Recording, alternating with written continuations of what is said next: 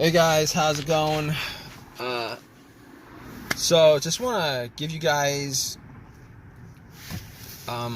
just want to tell you guys what happened to me a couple of days ago with my car and how I got it fixed. So basically, I was at the park. Um, the car drove fine all day, and I parked it, went for a jog for about an hour, came back. Already all set to go back home, and then when I try to start it, it would crank, but it wouldn't start. So it'd crank up each and every time I would try to turn the car on. It would crank, but it wouldn't start.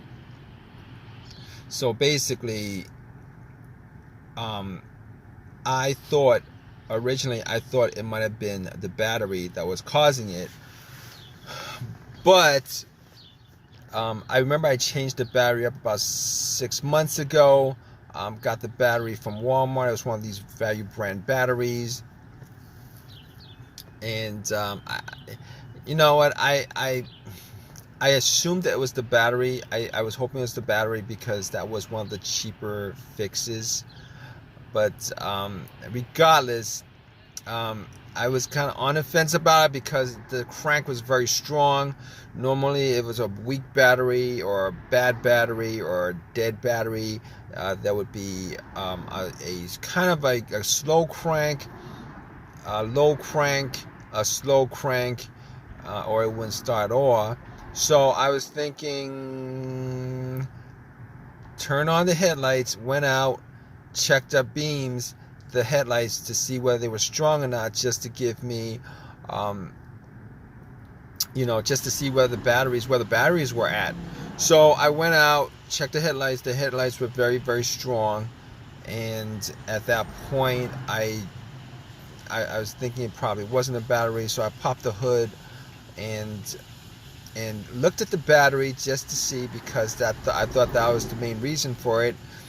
Terminals were a little bit corroded, and I remember last time I really didn't clean the terminals at all. There was a little bit of debris on the inside, whitish stuff, and I pretty much had a can of Coke in the car, poured it on the terminals, had it fizz up, oxidized, and took some napkins to clean it, and popped it back in. They weren't loose, but they weren't super tight as far as the terminal is concerned. I was able to pop them out, pop them in,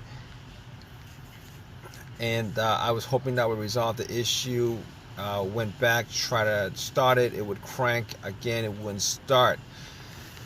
At that point, I was pretty sure it probably was not the battery, but seeing as how I had a booster pack on me that I bought 6 months ago when I had that issue with the battery, and I haven't used it since. It was about 80% charged. Popped it on. Just want to get the battery out of the way as far as it being the cause of it. I was hoping it would crank. It was hoping it would turn over. It did the same thing. It cranked. It wouldn't turn over. So at that point, I ruled out the battery being the cause of it. While I had the hood up, I was looking at the negative connection, which is the ground, which is the main ground wire. Looked at that. If you guys don't know what the ground wire is, it pretty much completes the circuit. All right, and that the main ground wire is pretty much the negative cable, and that negative cable normally is pretty much connected to the frame of the car. So I checked that out, and it didn't look like it was that bad. It had some rust on it, but I didn't think it was that bad. Everything was connected well, and at that point, I pretty much ruled out the ground wire. I ruled out the battery. I ruled out the alternator, seeing as how I didn't think it was the alternator to begin with, because normally if it was a bad alternator, the car would have died out on the road while the engine was on. but that wasn't the case. But regardless, when I had the battery pack on, if it was the alternator, the car would start up and then it would die out immediately when I took the power pack off. But that's I'm going way off on that right now. I didn't think it was the alternator. Normally the alternator would not be causing some situation like this unless the battery was very, very low, and then you'd have a slow crank and all that stuff. But rule out the alternator. All right. So basically, after that, I'm like, okay, it could be a bunch of other things. It's possible that it could be a bunch of other things. But then I realized there was no check engine light at all on, there's no check engine light at all on the dash. And I haven't had a check engine light in a long while on this car. I haven't had a check engine light in a long, long while on this car. So basically at that point, I could pretty much rule out a bunch of other stuff that actually had a sensor connected to it, whether it be the mass airflow sensor that could cause it if that was an issue with that, throttle position sensor, camshaft, crankshaft, a whole bunch of stuff that has a sensor connected to it. I could pretty much rule that out. But here's what I did. I have a $20 OBD2 reader that I keep around in the car, and I've had it for a while. Okay, so in this situation, I was thinking, let's analyze this. Let's pretty much deduct what we need to deduct as far as causes of this, deductive reasoning as far as the causes of this. I'm like, there's a chance it might be the car's computer having issues for whatever reason. It's not connecting with the car itself. And I gotta rule that out. So I put the OBD2, and I know the OBD2 is normally not gonna tell me without a check engine light. Normally it's not gonna read anything. Well, it's gonna analyze everything and it's gonna put out readout, but it's not gonna tell you. Anyway, I put in the OBD2 and it scanned all the way through, gave me a readout.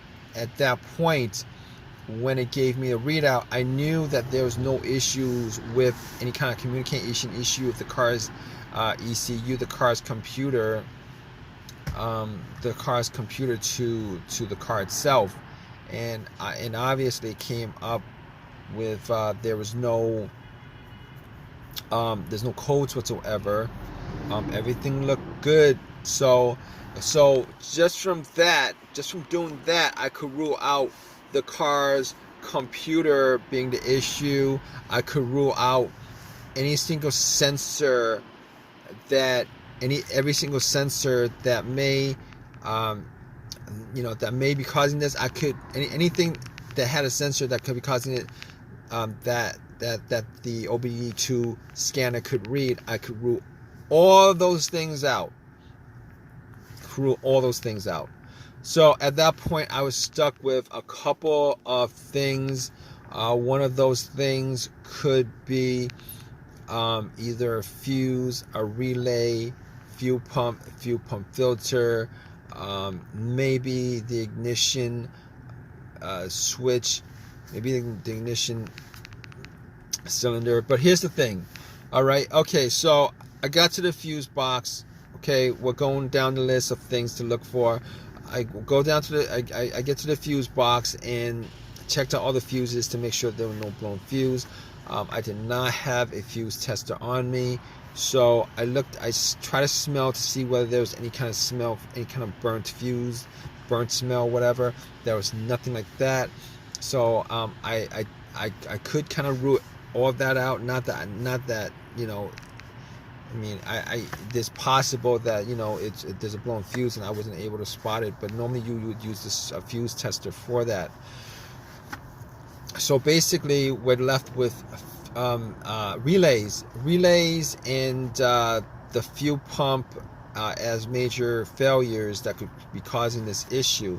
So I was looking, before I even went there, I forgot to say that another test I did was, originally I thought it might be maybe a fuel pump issue or something like that. So what I did was, I sat in my car, had the car all the way off, and what I was trying to do was I was trying to trying to hear the fuel pump going off, the fuel pump priming.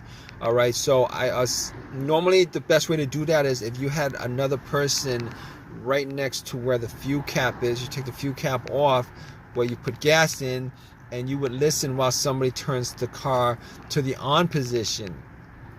Now, it was just me, so I sat in my car with everything off, turn it to the on position, try to hear, listen for some kind of whizzing sound, motorized whizzing sound, and see if I could pick anything up.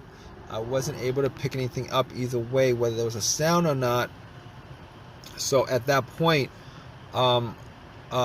couldn't figure out exactly whether it was the fuel pump that was the issue. So obviously got to the relays, and you know, didn't notice anything different with the relays. So I actually, you know, just to test out the relay to see whether the relay might have had issues or something like that, I actually swapped another relay for that relay. I swapped it, you know. So when I swapped it, got back in the car, turned on, boom. When you know it, it actually cranked. It turned over. So at that point, I could, you know, rule out everything else, because that was the issue that was keeping the car from turning over. At that point, I knew it was the relay. All right, if it didn't turn over, it might have been something else, probably the fuel pump or whatever. It could be, you know, probably the fuel pump. But anyway, just to tell you how I fixed it, you know, went to AutoZone, got another relay, swapped it out, and haven't had an issue, haven't had a crank no start issue since. It turns over just fine. And you know, ever since that happened a couple of days ago, car's been driving fine. It's been turning over fine. It's been cranking over fine. Had no issues with it. So if you guys are in this situation, you know, you guys want to know, try to figure out what's causing that situation, what you guys you know, just go down the list of what I went through on this video, as far as just eliminating stuff that could be causing it.